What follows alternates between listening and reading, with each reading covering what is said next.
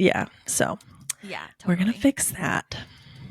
Okay. Oh, good. Okay, let me make sure I'm recording a GarageBand. Okay. Perfect. Well, let me know whenever. I am ready. Okay. Hello, everyone, and welcome to Park Pals. Thank you so much for joining us. I have some deleted scenes / recaps from last episode, or well, a couple of episodes ago, and last episode that I feel like I haven't done recaps in a really long time, but I had notes, and so I was like, let me go back. First of all, if you've been with us for this season, you will remember, or maybe you won't, but just a reminder that I did not look at the deleted scenes for episode 1, The Miss Nope Goes to Washington, because I hadn't gotten the DVDs yet. And I was really pissed because Jenny, who was one of the co-stars, was like, she said she had deleted scenes with Ben. And I was like, what? I didn't see those. And it's because I didn't watch it yet. And that's on me, and I'm sorry, but I did record some of them, and Ben's being like super like suave, kind of like, hey, like I'm a cool guy, I like know what I'm doing in DC, blah blah blah, and it's really interesting to see that, but they're kind of being flirty, so I just wanted to start that with I know. I kind of just wanted to play that for you really fast so that you guys get an idea of like where Leslie was kind of coming from, but here it is. By the way, we all love Ben. Oh, I do too. I love him the most. He's the rising star in the office. Speak of the devil. Hey. Oh, Ben caught this mistake I made on this internal poll. I would have been so scared if it gotten out. I totally owe you. It was definitely your finest moment. Except for when you made Andrea Mitchell laugh so hard she snarfed her wine. You made Andrea Mitchell snarf? No, I mean, I meant it for like 2 seconds. You totally did. She totally snarfed. Okay, enough. You can't be a power couple if only... And so she ends that by saying you can't be a power couple if only one of you is like the powerful one or whatever. And there's another deleted scene where she's comparing herself, and I think she might mention this in the actual episode, but like she's comparing herself to Hillary and Bill Clinton, and she's Bill, but she's like, oh my god, maybe Ben is Bill, you know what I mean? Which nowadays I think the tables might be turned on that, but regardless. Anyway, the point is that, yeah, it was in like the first part where Ben comes up and he's like, hey, and he's like got this kind of movement with it too. Oh my gosh. Like, oh, he's so into himself, which we love to see. And I don't think he's flirting, but I definitely think with Leslie there. It sounds like it. Yeah, well, yeah. And I think with Leslie there, just witnessing all of this, like, oh my god, all the other ladies like are super into him and like think he's super smart and powerful and like whatever, because there was another girl there too. You could probably tell there was a voice change, but anyways, so that was Jenny, just a rational like response though too, like even if she trusts Ben, like he's hundreds of miles away from her. Yeah. She's not there every day. These girls are kind of putting off a we love Ben vibe. Like, that's just going to feel weird. Yeah. Yeah. And I think in their head, they're like, oh my God, you're so lucky kind of thing to Leslie, as opposed to like, we want him. But it's just a weird situation. You know what I mean? Yeah. Especially after Leslie just got denied her proposal. So, yeah. She's already feeling down. Yeah. Yeah. So that was the first recap. That was Jenny Ann Hochberg. Just a reminder, she's the one who played that person. And again, that scene got cut, and she only had the one scene with John McCain, where she's the one that comes up and says like, "Oh, the general or whatever needs a quote," and it's like before the John McCain situation when Leslie's in the closet, and so yeah, that was also kind of a friendly reminder too that like you may have multiple scenes, but it might get cut. So yeah, okay. So that's that one. I feel like that gave a lot of backstory. And a lot of like, hey now, hey. But the other deleted scene is from that same episode, but it's a little bit more of a reason on why Anne decided that she wants to save face with Tom. Because remember how we were like, who even cares? Like, who would care if you had to move out or said you broke up? Like, whatever. Why does she care? It's not worth it. But then there's this deleted scene, and it doesn't really super like explain everything, because I think at the end of the day you're just like, still why, but it does for Anne. I think it makes sense. Okay, here it is. Yeah, Anne and Tom, aka Haverkins, stronger than ever. I cannot have it out there that I drunkenly moved in with Tom and then broke up with him the next day. That would officially make me the town slut. That can't be my thing. Oh my gosh. Which, like, to be honest, I guess that makes sense because she does date around in the town, but it's a small town, so it's not like I fault her for it. But she has this idea in her head, I think, where she's like, I can't just be known for like doing everybody and then being like, okay, never mind, bye. I guess I Right. don't know. Yeah, I don't know. It's interesting too because we only see a couple people Yeah, in the town, right? Like her reference point is Leslie. yeah, And it's yeah, like that Leslie dates very few people, which is just her vibe as a person, and that's totally fine, right? But don't take that as, well, I've dated two times the amount of people as Leslie, therefore I am the town slut. Because or let's look like at even Donna. I was gonna say that's exactly where my head was going. I was like, Donna like does that kind of stuff all the Yeah, time, but I guess yeah, Donna's a no little bit more shame. swaggery with it. Oh, she owns Um, it. She owns that. yeah, which That's makes her you vibe. think Yeah, like she's not being slutty at all. Which like I don't even think we should use the word slut anymore, anyways. yeah. But you know what I Because mean? it's Like, not. Live your life. Do yeah, your thing. literally, who cares? But anyways, I just wanted to play that because that was what was going through Anne's head while she was thinking about this. Okay, Yeah, yeah. Fair. That is okay, good backstory because I think you do sit there in that episode, and I think we talked about it. You're like, Anne, honey, yeah. why? Just let it go. And I Yeah. mean, the bet for Tom makes more sense, I guess, because like that's why he's staying in it. Obviously, everybody like I mean, because even he seems to be annoyed with it. Like, obviously, Hmm. everybody would think like, oh, well, at least Tom would want to stay because it's Anne. It's Like, why Anne. wouldn't Yeah. you not like? Why would you want to leave her or whatever? But like, he's even over it by this point. But with the Yeah. bet and him going bankrupt if they break up, okay, that makes sense. Yeah. Yeah. But anyway, so that's Anne's reasoning there. And then, okay, I talked about how I would in the last episode research where Leslie and Ben's new house is. Yeah. I did find some information on that. The address is 4620 Wurtzer Avenue in Sherman Oaks. Total Sherman Oaks vibes, which is in the Valley in LA, if anyone is interested. It has 5 bedrooms. Some real estate sites say 4, so not super sure, but it's definitely more than 3, like they're talking about in Interesting. there. Hmm. And 4 baths. And it has a space. Like I said, dude, this is too big for them, I Yeah. feel. Like, you can tell that it's not a small Pawnee house to me. I Yeah. don't know. Like, I mean, they maybe don't need that that wood much paneling. space, Yeah. and they are on government salaries. Yeah. And maybe that, again, maybe that wood paneling and the fact that they're renting it, not buying it, like, is Hmm. supposed to make a difference, but whatever. Anyway, it has a spacious 2,688 square feet of living space. Crazy. That's pretty big to me. Well, for mine. Yeah. And then some sites say that the interior is not the same as in real life. Like, what they show on TV is not the same as in real life.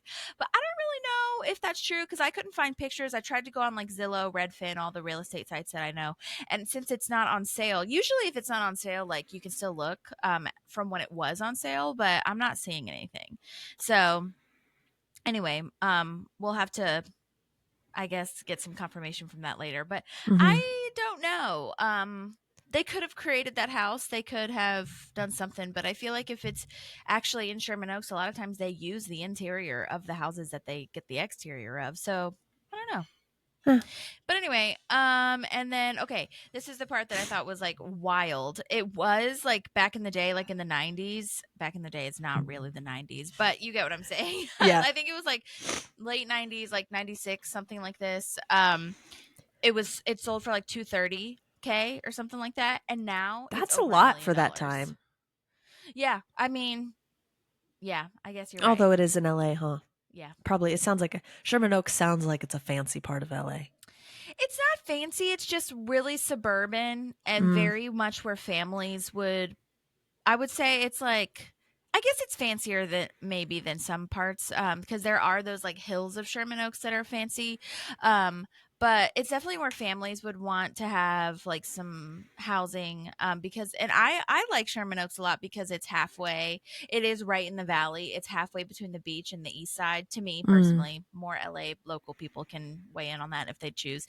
But like I love Burbank and Glendale, but that's like more that's further away from the beach and I feel like Sherman Oaks would be a nice like halfway point between like Santa Monica and Burbank and stuff. But yeah, I mean it is expensive.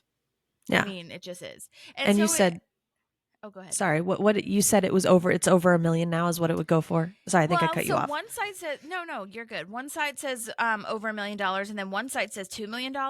And so I have no idea. But what I will say is that my day job is in real estate, so I see a lot of contract prices and things like that. And I will say, there are $1 million houses everywhere now, and here, like there is. Okay, I live in one of the last like old houses in my area, and I'm in like I guess you'd call it fancy. It's like kind of rich old money area, I guess.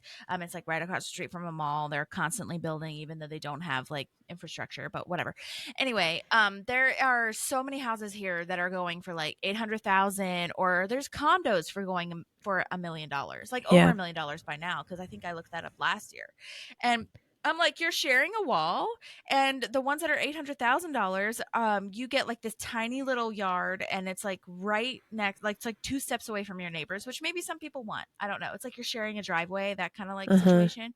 Um, and my point is, maybe that's what you want, and maybe that's like this is the area that you're looking for, whatever. My point is, though, like for that amount, if it really is that, if that's true, at least you're near the beach and in LA. I'm just saying, when I hear Yeah. people pay for $1 million, $2 million houses here in Nashville, I'm just like, for what? You're next to like concrete and like a square of grass. You're not even next to the lake. What are you Yeah. doing? But again, that's my personal preference, and I'm sorry to judge people, but it seems so silly to me, especially for a condo.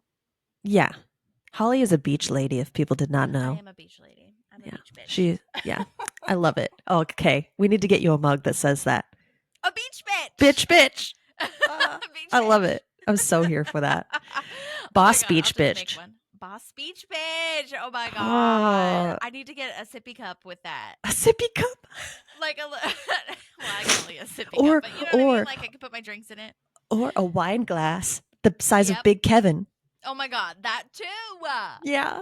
Holly and I had a wine glass that I don't even remember where we got it when we lived together, and we named him Big Kevin, and that thing probably could have held 2 bottles of wine.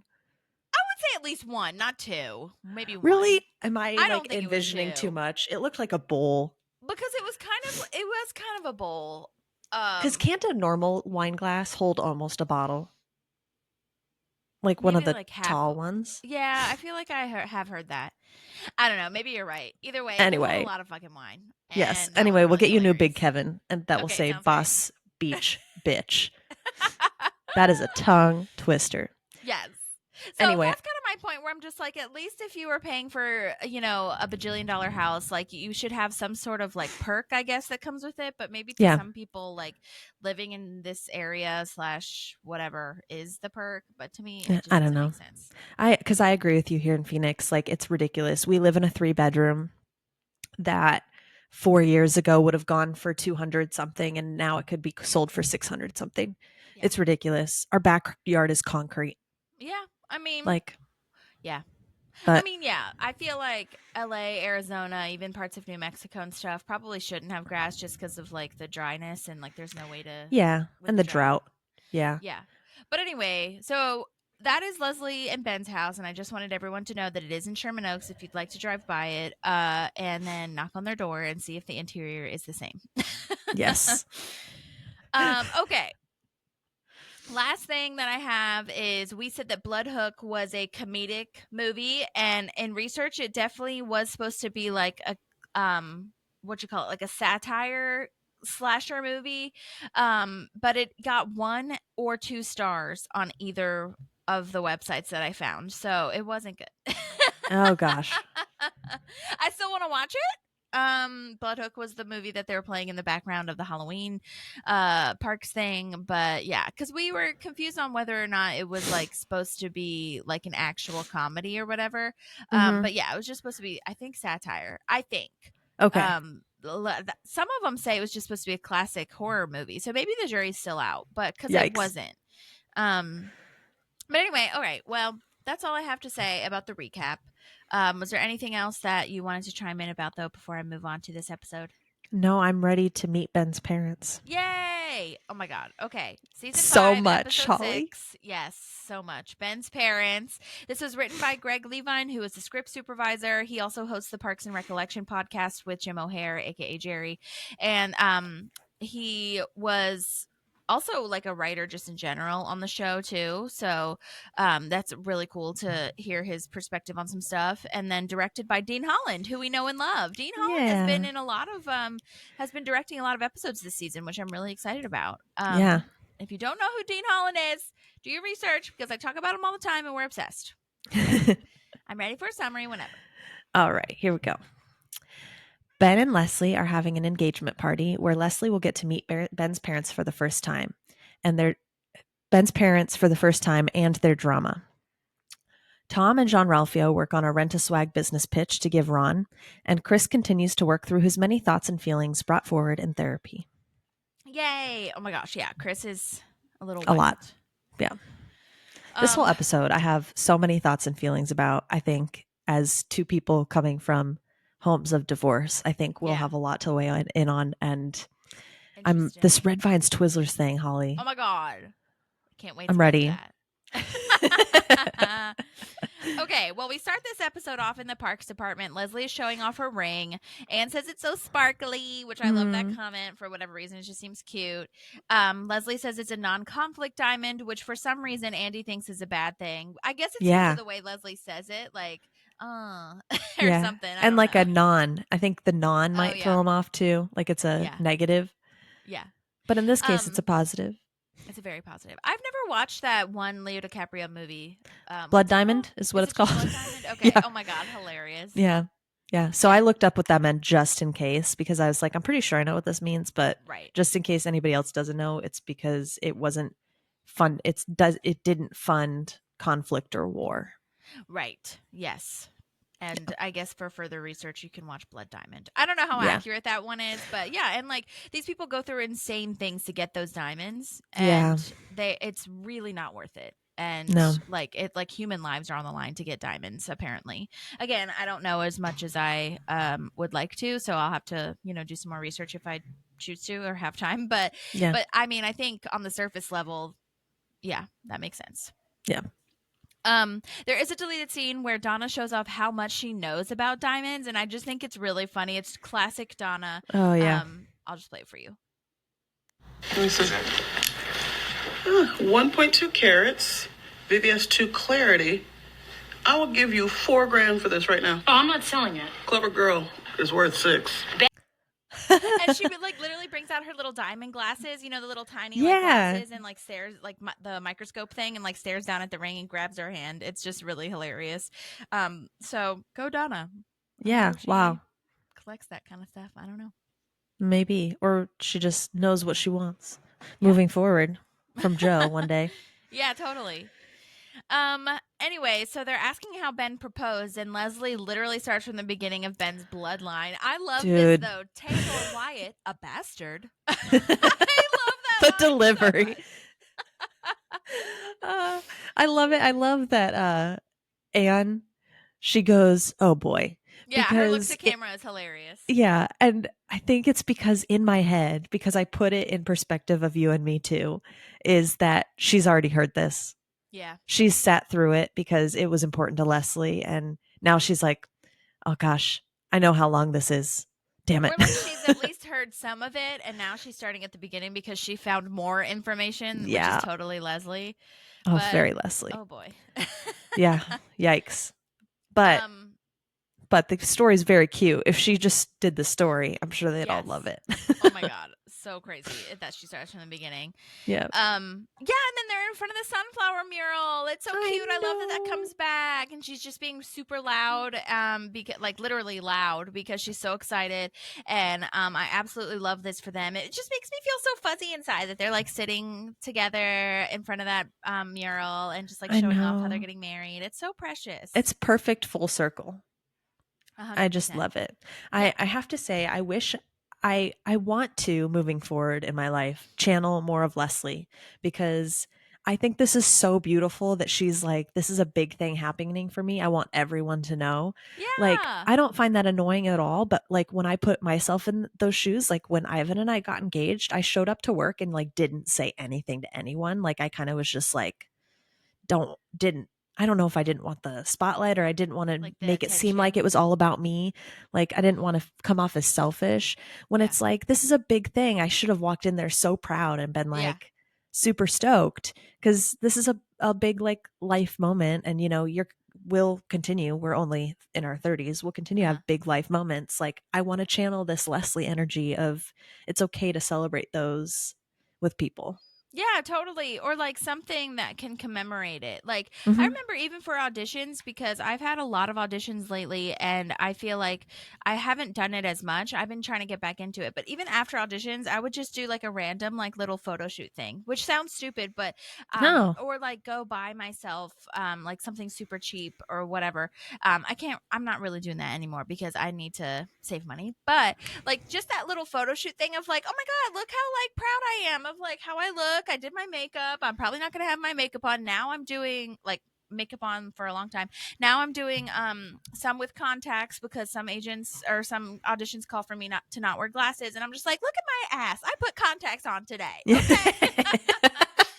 And I'm just like, this caused effort. And even though the audition was only like fucking 3 minutes that you guys will see, the casting people and my agent, whatever, this was a big deal to me. And some of Mhm. them are like really great auditions. So yeah, I think that's great. And that's something even to me, I feel like is smaller than an engagement. I mean, maybe not. It all has its own thing. Yeah.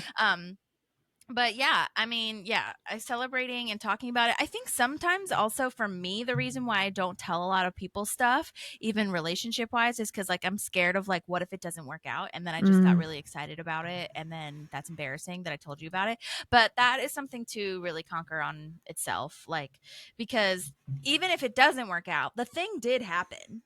Yeah. You know what I mean? That's what I'm trying to remind myself. Like, it doesn't, and that's that whole black and white thinking of like all or nothing kind of vibe. The thing did happen. And so even if whatever happens in the future, that's not now, that's then or Right. whenever it's happening. So I think that's a really good point. Yeah. Yeah. And I can totally relate to that like you don't want to put it out there in case it doesn't work out because like I think there's such a negative connotation around failure. Yeah. And when it's really just learning, that's what we're Yeah. doing. Yeah. So I think, yeah. But this is so great. And yes, I I think we know. should definitely channel Leslie just like being super excited about everything. There is a deleted scene here actually where she's being loud, but she also has more things that she did to be more excited about it. I'll play it. Telling everyone. Yeah, everyone. She memorized "We're Getting Married" in Spanish, Nos vamos a casar. Dutch, Y ben verlust. and Dothraki. Mak ak mek musha. That one was for me. He likes that. A lot. They really Oh, I really like that Ben. he likes that. Yeah. A lot. A lot. Yeah. So I wonder if Oh. the Dothraki was actually accurate. I could see it being accurate, like them looking it up. It sounded very Dothraki. Yeah, I love how she like puts in an accent for each language.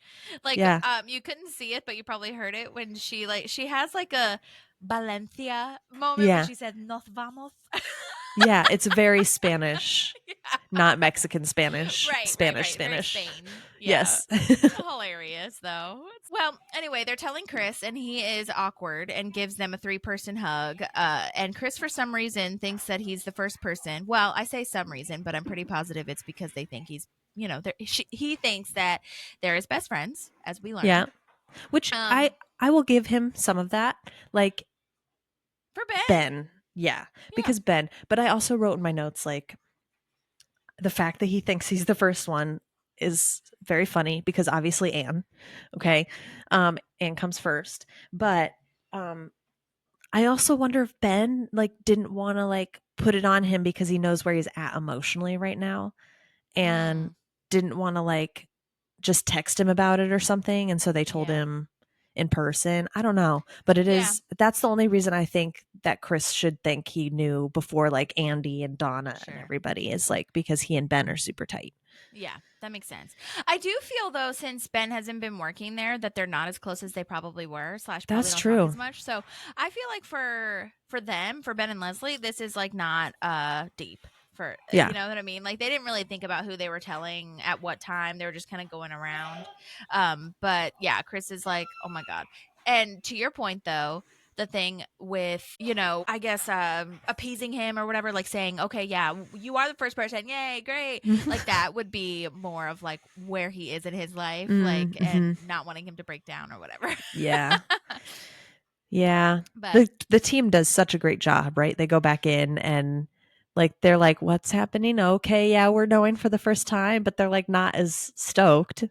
yeah, So, but they do a great all the acting is They so do. great there. You're hearing about this for the first time. I love Andy. Again? We quote that all the time. Do you? Yes, like just minuscule things like, oh, Killy had a poopy diaper. I'm gonna go again. Oh, that's Like, so hilarious. Oh my god. So anytime that we can use it, just because his delivery is so Yeah. wonderful. It's so good. Oh my god. And yeah, I mean, I honestly, when I was looking at this, I just had to take a moment to remind myself like where we started with them, like kind of hating each other, like getting off on the wrong foot, and now they're married or getting married, and it's just like so insane that the arc of this relationship, it's been such a long moment and like annoying at times because we're like, are they gonna get together or not? And we're just so frustrated.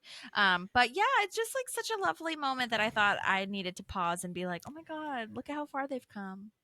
And I also want to point out it's realistic, right? Like sometimes in like rom-coms and stuff, it's like that shit don't happen.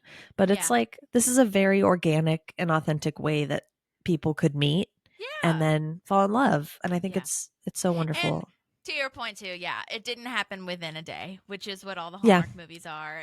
My mom and I laugh about that all the time. Like, oh, can't we just find someone to love and then we fall in love within a day or two and then we move in Married together? in a week. Yeah. Saying I love you it. the second time you have a date. Yeah. Oh my god. I know. Some of my romance books that I read are like that too. And I have to sit there and go through the timeline and I'm like, wait, okay, this is one of those like unrealistic, we're just here for the romance thing, you know? Like, totally. so funny. Oh my god. Their eyes met across the room and it was love immediately.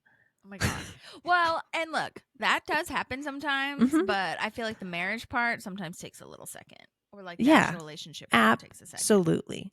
You know Yeah, what I'm because you saying? can fall in love across the room and not be compatible too. Yeah. That's also you real. never know.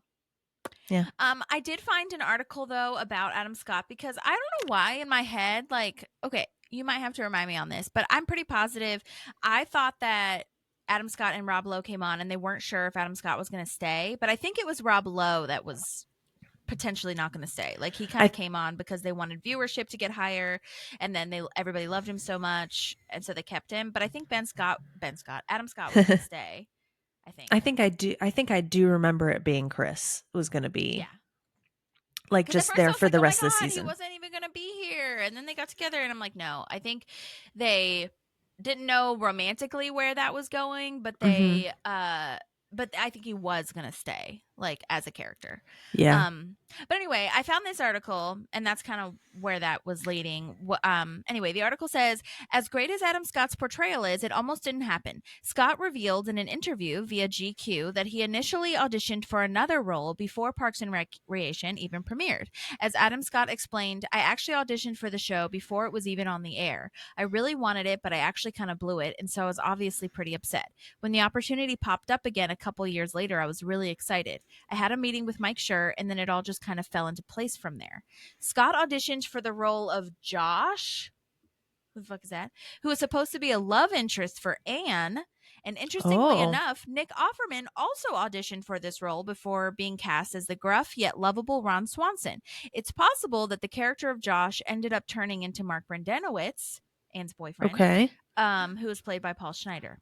So that's very intriguing. That is really interesting. I would love to know the timeline around all that and who Josh really was and what was happening. I could totally see Josh being like turning it into the Mark Brendanawicz situation. And then I know that Adam Scott left Party Down the show that was Yep. happening for Parks and Rec because they weren't sure if Party Down was going to be picked up. So he was like, well, I've got this other opportunity. So sorry, but I got to go to where the, Mm-hmm. the security is, I think. And also Smart. this is like, and that would make sense if he had auditioned for it before it was even on the air, because then he knew about it, which would get him even more excited about it and be like, oh my God, I already met with Mike Schur, blah, blah, blah. So anyway, I thought that was pretty fascinating. So Yeah. and to know that Nick Offerman auditioned for that, come on, that's so hilarious. Yeah. So much, and that, again, just proving everything works out the way it's supposed to, because Ron was Nick Offerman, not Josh. Absolutely. Yeah. Whoever Josh was. So Yeah. All right. Now we're in the courtyard planning the engagement party that they're going to have with Ben's parents. Whole crux of the show. Ben has 2 requests: to put Twizzlers on the candy table and to cancel the party because his parents are divorced and can't be in the same room together. And that's sad. Yeah. That is sad. And go ahead. And all okay, well, I think now is when we can get into the Twizzlers Red Vine situation. Okay. I will say the thing I think that it kind of equates to, and maybe this will not make sense to most people, but it almost equates to, like, if you grew up with your family / community loving a sports team, and so you just kind of like adopt go it along with it, and you're like, okay, whatever, and don't really have for me, don't really have an opinion on it until maybe later. I grew up as a Twizzlers person. My family grew up as a Twizzlers person. I will say that. But I don't know if that's really like my stance on this. And it's so hilarious that this is not a super important thing. We should have bought them and taste tested them on the episode. Great idea. But you know what I will say, though? I think that, I don't know, I feel like I was just imagining tasting them. I feel like red vines are like thicker, and I don't know if they're more flavorful, but they're more thick, and they just like have a little bit more like, I don't know, oomph to them, I feel. You can use them as a straw. I've done that. Okay. No, sorry, continue. Yeah, and I just feel like Twizzlers also have like a little bit more waxy, but also red vines are waxy too. So I don't know. I feel like if someone was to ask me, I would say Twizzlers just because that's what I kind of grew up with. But I'm really not mad about red vines either. So I don't know. Yeah. Yeah, so I was raised red vine. Okay. I was raised red vine family. Ooh, no, I wonder. No, because they're from Minnesota. Iowa. Oh, yeah, Minnesota, I mean. Yeah, so I don't know. I think it really is just a family thing. So Ivan didn't grow up with them in his house. But he's a Twizzlers person. Like, he's tasted them both and he prefers Twizzlers. And I'm like, no, we're a red vine family. I've had the very exact same line that I stole from Leslie. That was like, and you know what? Thinking about it, I didn't have it in my house. It was like, I wonder if there was any sort of like agreement, because I only remember really getting them at like the movie theater. Huh. That is what that brings back to me, is movie theater snacks is a Twizzler. That's funny because that's when we would have it. Is during the movies. And like at home, like we would have them when we were watching movies. We would watch them. And then at Halloween they'd have those like, I don't know if they really had them like when they first started, but the little tiny Twizzlers or tiny red vines, small packs, like fun packs or whatever, snack size. Those I remember during Halloween, but other than that, yeah. I think there's a compatibility. Yeah, definitely. And we'll come back to it. But I think there's a compatibility component here, because my mom, obviously a red vines person, and my stepdad, Randy, is Twizzlers too. So we have 3 partnerships here, Ivan and me, Mom and Randy, and you and me, that are split. Yeah. But I think it works. Interesting. Oh my God, that is wild. Yeah. I couldn't say that I'm feeling as strong as Leslie does. Like, you're gonna have to get used to that. Yeah, that's a lot. That's strong. Yeah, but I still like. I don't know. I think that I need to taste both of them and really decide. Yeah. But yeah. So I'll have to use red vines as a straw. That would be fun. Yeah. I mean, I'm sure I'd die of a sugar coma now, but at the age of 9, putting it in a soda, it's great. I will say I did put the poll up on Instagram and Twizzlers did win. So Mhm. I feel like it's almost like an Oreo Hydrox situation in a way where Twizzlers was just like, I don't know which one came first, to be honest with you. I Googled it and there was a lot of conflicting information. So I feel like they came out relatively similar times, but maybe someone who wants to deep dive that a little bit more. Because one site that I found said that it was like late 1800s or something. I was like, is that real? That's not Holy right. crap. But then one said like 1948, and I was like, that makes more sense. Yeah. Like sugar was a little bit more. It's not late 1800s. That cannot be right. So, Yeah. anyways, yeah, I want to actually. I'll look up. Okay, you guys skip ahead 15 seconds if you need to. I wanted to look up what I found. Okay. Yeah, Twizzlers were the first of the two candies to be invented. It was created in 1845, making it one of the oldest candies in the country. And then it said Red Vines was with the American Licorice Company, which produces red vines.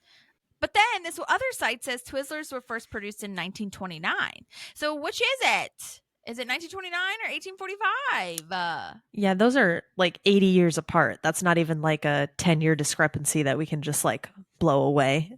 Oh, this is a good description. It says red vines are toothsome and soft, while Twizzlers have a slick, almost plasticky consistency. That's true.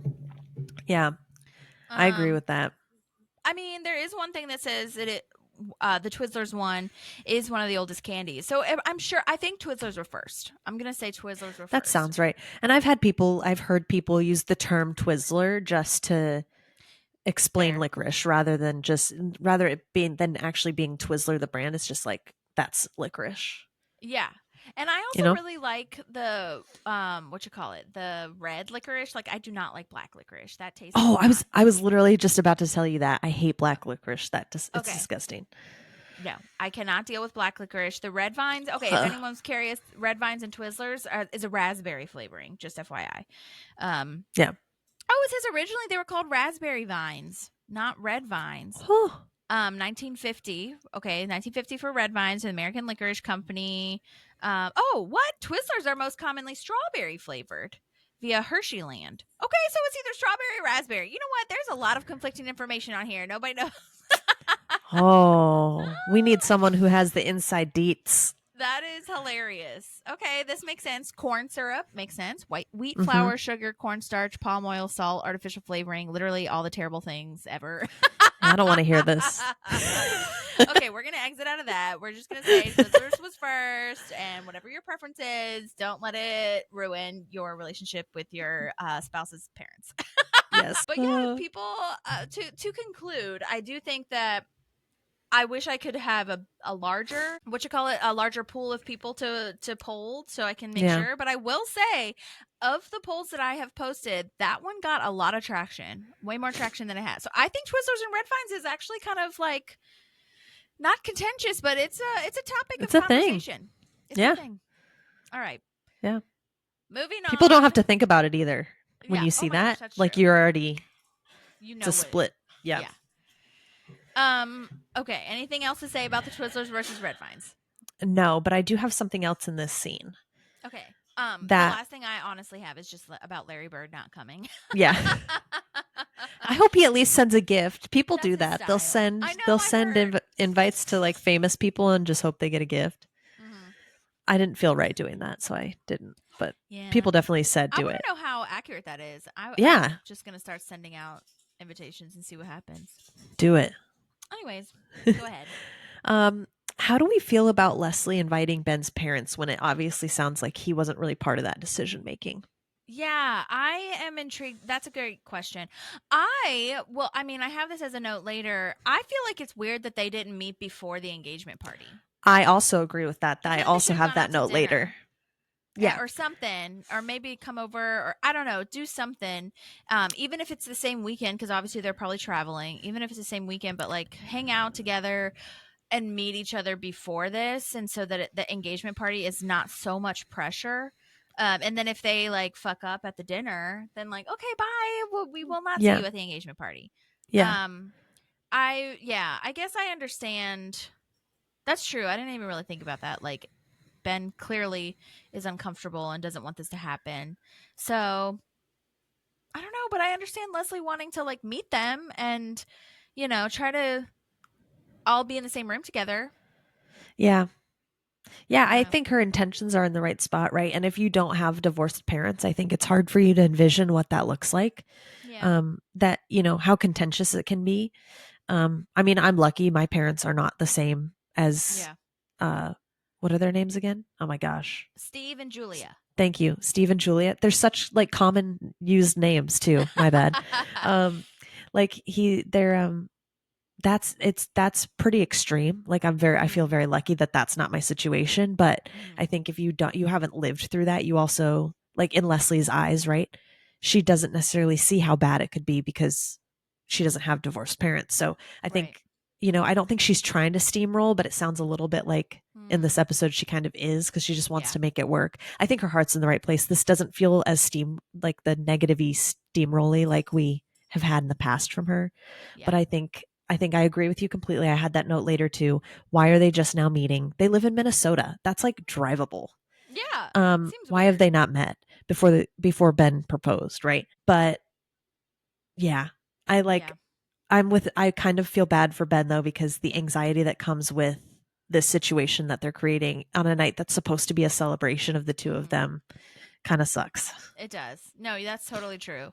And I think, I mean, a part of me kind of explains it with their age range. A lot of times I feel like if you're older, it's like we don't have to like do the whole like meet and greet, like I'm asking for her hand, whatever the fuck. Yeah. Unless it's like your tradition, whatever. But still, I still feel like, if they're getting engaged, I do feel like they could have like had a moment before the party. But obviously that's not good TV. So I don't know. Yeah. But in real life, it would be much better to have their own little separate moment. Or maybe it's worse. Maybe it'd be worse if they were just them. You know what I mean? Yeah. Maybe they were held back in the public setting, which is scary to think about. I know. So, well, anyway, do you have anything else to say about that, though? Well, John Ralphio's back, which is exciting. And Love it. Tom is making a presentation to Andy and April to test it out before he shows it to Ron. It's for the Rent-A-Swag business that we learned about in the last episode from the yard sale. According to Parks and Recollection, I'm pretty positive that this was originally called Tom's Closet or Tommy's Closet. And they didn't have the name Rent-A-Swag yet. So that's really exciting. And because Rent-A-Swag is so great. And then they used Tommy's Closet later. So Oh, yeah. Yeah. They do. Way to utilize your brainstorming skills there. That's so true. So Tom and John Ralphio do their usual presentation. First of all, I didn't really realize that John Ralphio would be in on this. Like as I was watching it, like as a newbie or whatever, I was like, "Why is John Ralphio here again?" And I was like, "Oh, right, they do technically consider themselves business partners." Well, and do we know is John Ralphio like they don't mention it, but a lot of times John Ralphio's the cash. Right. That's fair. That's fair. But I mean, why would they be asking for an investment? He doesn't have enough. Like, remember when they're trying to buy into the bar, the Snake Hole Lounge? Yeah. They have a chunk of money, but they don't have enough. Yeah. I think at this point, I don't know. I feel like at this point, John Ralphio doesn't have any money because he spent it all on 720, Entertainment 720, and he's technically homeless. And yeah, and that's right. Things. Oh, good point. I feel like he doesn't have any money at this point. Like, he's just kind of living off of Tom. Yeah. Which is weird because you would think, because we haven't established like him and his dad's relationship yet, I feel. Right. So I think we don't know who his dad is. Right. I think at this point they're just needing an investment and John Ralphio is just being insane. Yeah. But anyway, I mean, we love having him back anyway. Yeah, exactly. And, they do their usual thing with the presentation, lights, dancing, like a rave, basically. I do love the choreographed, like, skier jumps that they're doing. Like, you rent it, you wear it, you clean it, you return it, or whatever. Like, that's kind of fun to me, but totally not Ron, as April points out. She's making really good points. Like, don't bring up failed businesses, dummy. Ron would have the light show, like, all these things. We're seeing huge smarts from April here. Like in the fact that we're seeing like she cared, like she could not say anything and she could be like, cool, leave, like, but she obviously cares about Tom and seeing him find success in this. And you're right. Like, this is great feedback. The disco balls, Holly, like what about that says Ron to them? I'm pretty sure I had one of those. as a kid. Oh yeah, that's funny. You probably Like, did. yeah. Or So like a lava lamp type of situation. It kind of reminds you of that. yeah. I also like the John Ralphio song, the "Where Your Swag Is My Business Yeah. and Your Business Is My Swag." I thought that was really funny. I want to know how much of that was improv. I know, great call. Oh my god. Oh man. But anyway, yeah, and I also love the whole Andy thing. Like, yeah, you're right, babe. You're so smart. 'Cause Yeah. she's like, This is the "It's greatest great." thing I've ever seen. Yeah, totally. No. But April basically ends it by saying, like, if you do any of that, you're not going to get Ron's investment. So now Tom's Yeah. kind of in a pickle, which we'll see a little bit later on. Yeah. And he talks about having to, like, I'm going to have to cut this and the things tomorrow morning. Mhm. But in my head, I'm like, well, hopefully it's not that much because he should already have the business plan, right? And it's just changing the presentation aspect of it. But maybe he's realizing, like, ooh, I don't know if I even have the information Ron would want. That's how I feel it is. I feel like he has to change everything. Yeah. And that's like he why he has didn't to stay prepare up the all right night. Like, information. he didn't have a business plan. He didn't have like a funding situation. Like, he probably didn't have any of that. He was just like, let me just flash some lights in his face and, he'll like that kind of thing. And give me money. Mhm. Like, he probably doesn't even have a certain amount he needs. Yeah. Yeah. So, yeah. Okay. Well, I am wondering, I mean, I guess it's a neutral space, but I was kind of wondering why they're having this at Andy and April's house. It felt weird to me. Is Ben's stuff not still there? Oh, is it? I feel like he still has his room there because later Chris is playing with April's reading a Batman comic later. Yeah. So I think he still has his stuff there. Room or like the room that Chris is in when he's crying and stuff is Ben's probably. Okay. Yeah. That makes sense. It felt out of place because I hadn't seen it in a while, I guess. Because we had wondered, there was a moment where we wondered if that last episode with Andy and April's house was the last time, and it's not, apparently. No, yeah. So I think he's probably in the process because he's just gotten back from Washington, D.C. I guess we don't really know. That's true. Well, it's gotta be quick because they're just now telling everyone. So he probably hasn't moved into his stuff because we're not talking weeks between the engagement and now. It's got to be days. Oh, 100%. Well, because he comes home like spontaneously, you know what I mean, to propose. Right. So, yeah. Okay. That answers my question. Okay. Yeah. I also love that Ben is still just trying to get out of this, even though the party is literally already set up. Yeah, which is really sad. And Leslie's just planning and controlling the whole situation. And honestly, it does sound great at first. Like, as far as like the chilled wine, my mom and her mom or your mom are both educators. Like, everything sounds like on paper, this will go great. You know what I mean? Yeah. But that's assuming that everybody is civil and like normal, and they're just right. Not. And again, she's coming from this mindset of not really understanding what that family situation could look like. Yeah, totally. Yeah. Her heart's in the right place. I know. Also I love her dress. Oh, sorry. I do too. No. I love so everybody's pretty outfits. Yeah. Oh, I know. It's so good. Anne's is great. Anne's dress. Yeah. Absolutely love it. Yeah. I love it too. It's great. Did you notice the fancy like silver chafing dishes? Like, she's having this whole thing catered. It's like a huge thing. I was like, I noticed the wow, caterers. That's fancy as hell. Like, my I was favorite thing. Expecting more of like the tin kind of plasticky aluminum things, but no, this is like she's going in. This is next. Yeah, this is next level. And I'm sure the caterers walked into that house and they were like, "We're catering here." What? Oh my god. I love the Nope Wyatt Unity quilt. It is so perfect. Oh my god, I love a quilt so much. There's a name for everyone: Julia, Marlene, Henry, Steve, Leslie, Lil Sebastian. Indiana is on there. USA, Game of Thrones. The Smallest Park is on there. I saw that little picture. That's so special. It is so special. Oh my god. Henry, I did not know who some of these people were, but Henry and Stephanie are Ben's siblings. Cool. Okay. Which we'll meet later. You don't know that, and we only meet one of them, though, right? Meet two of them during the Partridge episode. There's two. I thought. I think it's just Stephanie. Oh. I don't think we meet his brother. Oh, okay. Maybe. Okay. Now I think I might be crazy.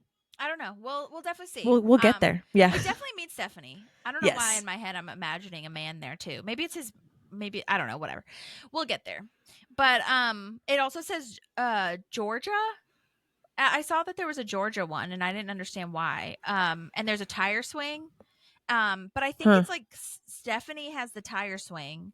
Okay. But honestly, I was trying to look up like Could everything or trying to understand everything, and I was like, there's too many people to understand every piece of this.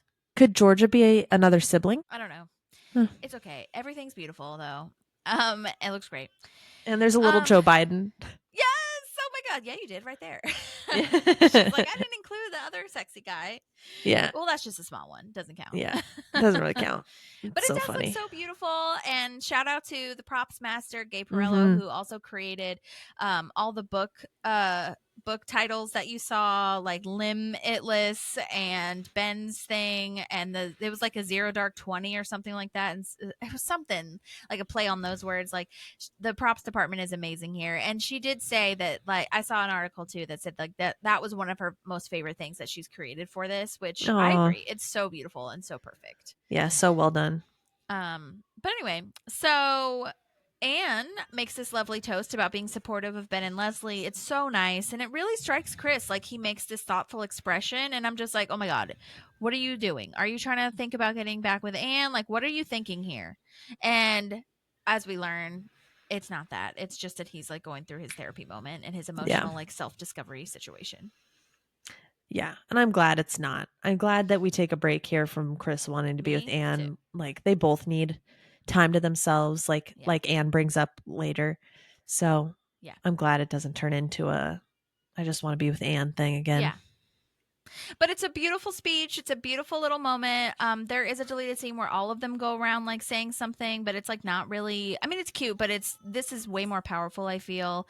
And then we also get the like, don't you dare hurt her thing, and everyone is so serious about it. Like, we're serious. Don't hurt her.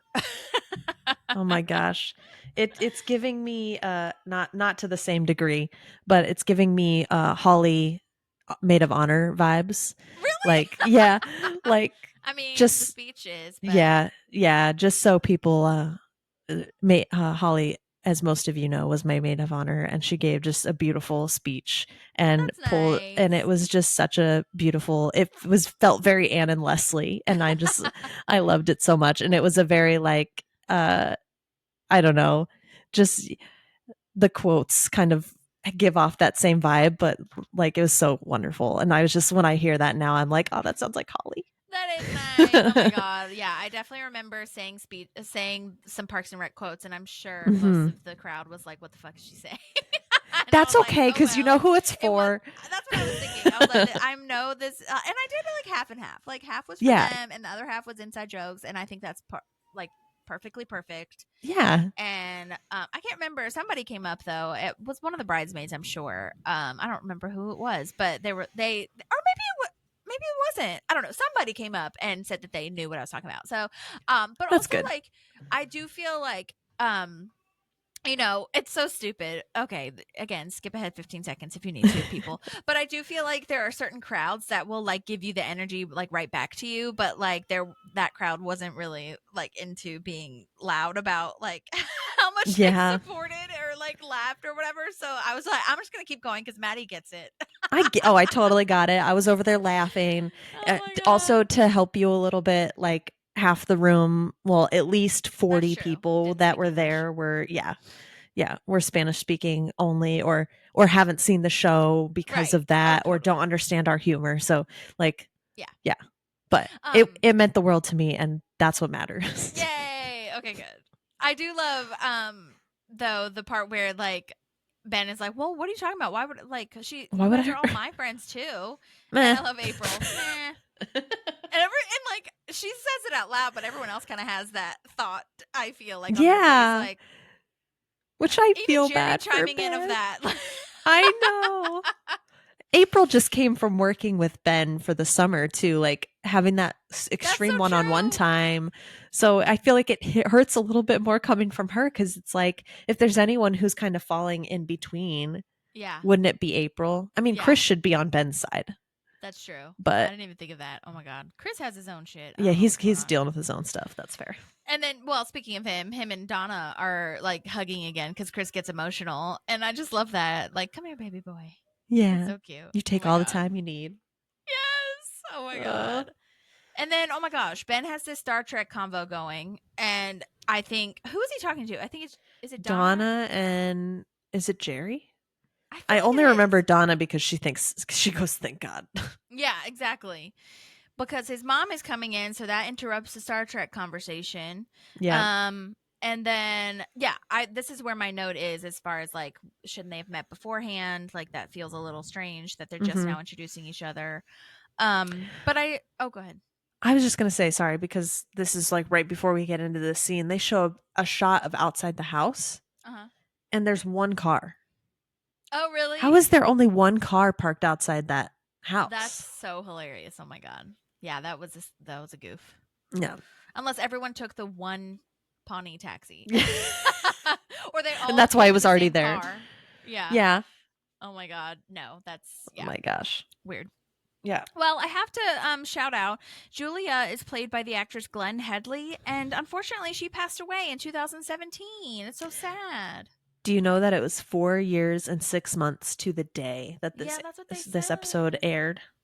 Crazy. That's wild. Yeah, it's wild. And she does such a great job. The very like stoic but whiny and trying to be loving and yeah. Yeah. Well, and she was young too. She was 62 and it said she had a pulmonary embolism. Oh. That's heartbreaking. I know, it really is. And she was in so many things. Oh my God. The thing I remember her most from though is Mr. Holland's Opus. Did you watch that? No. Oh my God, you would love it. You have to watch that movie. Like that needs to go to the top of your list, or like at least top 5. It's a music movie, and the son is deaf, and so he tries to find a way to communicate with him. And the mom, Glenn Headley, who plays Julia, is the parent that actually learns sign language and kind of like connects with him more. And Mr. Holland doesn't really do that. And I feel like, I don't know, maybe this was just like where, I don't know, maybe this is just my experience, but I do feel like a lot of people who were in chorus or orchestra or whatever, that was like a movie that was played during those classes sometimes when like we didn't have anything else to do, or the teacher just didn't want to do much because it's a music show or movie. But yeah, you should totally watch it. It's great. And I'm pretty positive, what's his name? The main guy, Mr. Holland of Mr. Holland's Opus, is the Jurassic Park guy. Sam Neill? Or the other guy? Let me look it up now. I think it is. Oh, my computer's going really slow because I'm running so many different programs. Oh, maybe not. It's Richard Dreyfuss. What else has he been in? He's been in so many things. Oh my God. No, wait. No, I don't know. He's in Jaws. Jaws. That's what it is. Jaws. Also Jaws Spielberg. Guy. Yeah. Yes. And I feel like he looks like the guy. He's not. He looks like the guy that was in, oh my gosh, Miracle on 34th. The Santa? Yeah, the Santa, but he's not. They're all just like white hair guys. Yeah. That movie, I think, came out in like 39. Well, there's a couple different versions of it. That's true.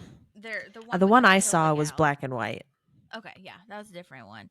I always watched the one with the gal who played Matilda. Yeah. And anyway, I love that guy. Anyway, 1947, by the way, is the black and white one. Sorry. Okay. No, Side note. Good.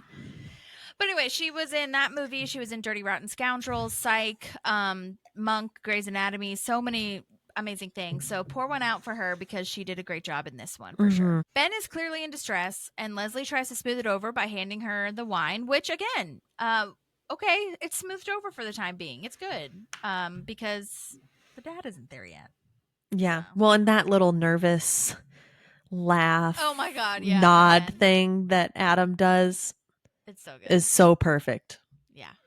Oh my God. Anne comes outside to see Chris crying, and I love that she tries to run away before he gets to see her. I know. Part of me is like, Anne, you see he's hurting. And then the other part of me is like, if I was in that position, I was throwing your engagement party, I was trying to keep everything under wraps. I don't have time to take this on too. Like, yeah. Well, and he's in his own moment. Like some people don't want to be found crying like that, you know? Yeah, and especially like since he's been going through this for like a little bit, it's like, okay, I have other things to attend to. I know I'm going to get sucked in. You know what I mean? Yeah. Which is sucks, what happens. But he does see her.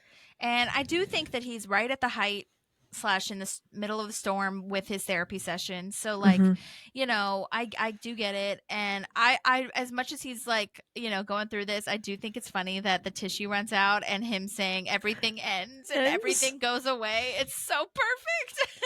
It's I think so we can all relate. relatable. Yeah. Yes, we can all relate to that emotion. Oh my god, so good. And being just like Yeah. so raw and like a live wire of like whatever bad happens is just like Yeah, that's so real, and I think it's such a good, representation. I think some people, who maybe haven't done therapy a ton or haven't done therapy at all, you know, you think about it as a appointment once a Yeah. week or once every other week, right? But your therapy is happening at all times, whether you're in with the therapist or not, because you still have to be working on shit. And so even though he's not with the doctor right now, it's like he's still like open Yeah. and like an open book, and like all Open this stuff wound. is the wound. Sorry, that's way better than open book. No, but I mean, open book is true too. Yeah, Yeah, he's not but letting anything. no, you know, everybody like, knows what's be going filtered. on. It's like Yeah. But yeah, so Ugh. I think that's, you know, it's such a good representation and relatable for people who have done therapy to that extent and everything. Yeah. Well, Marlene is back, which is exciting. I love Pamela Reed. I wish that we used her all of the Yeah. time. Just a reminder that she's amazing. And online it says that this is her last episode. And I was like, what? No. What? No way. That's what it says online. We'll have to keep an eye on that. Yeah, let's because nobody. Okay, we'll get to this later, but I'm just gonna say it now. Speaking of Pamela Reed, none of the parents actually come to the wedding. So right. Well, because it was spontaneous, but it also makes sense. Why would she not be there because she lives there? What do you mean? Like Marlene, like it makes sense because the wedding is spontaneous. Oh yeah. And so it makes sense that Ben's parents aren't there. Oh yeah. But why is Marlene not there? Well, because she they lives don't invite there. anybody. It's just the parks people. You know what I mean? Like, Oh yeah, I'm talking about the hopeful wedding that they almost have. Like yeah. Marlene isn't even there. Right. Well, I'm just saying, like they don't show that hopeful wedding. You know what I mean? So like they're not gonna have like I think this might be her last episode. Wow. Like again, we'll get there, but heartbreaking. We'll keep an eye. I know, she's so great. I also like I think I mentioned this in like our first episode with her, but I think there's just such a beauty in this episode with her and Leslie. Yeah. Like in the beginning, she's really shown to be kind of like a cold mom that just wants, you know, if Leslie succeeds, then that's where the love's coming from. Yeah. And it really, really transformed. And now we kind of just see her as she's a mom. She does come across as this mom, and they have this moment later that we can talk about too, that just like, I'm so glad Leslie has that. And I think in the beginning it didn't look like that's what their relationship was. So I'm really happy it transformed into this. Totally. I totally agree. Especially with the whole like her flirting with Ben and just like the arc that they show. It's really funny. Yeah.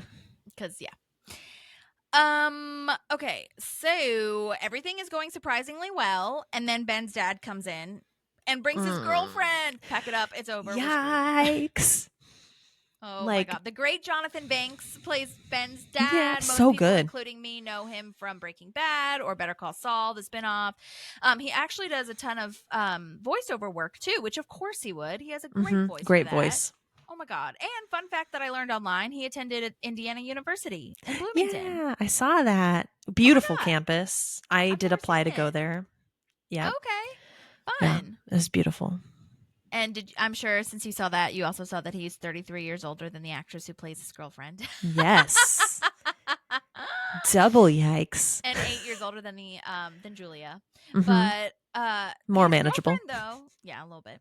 His girlfriend though is played by Kulop. I can never say her last name, Vilissa something, but she has a great podcast right now called Oh, nice. Oh my god, it's so great. And it's called Add to Cart, and it's about consumerism and what's worth like the mental monetary investment, and she's really hilarious.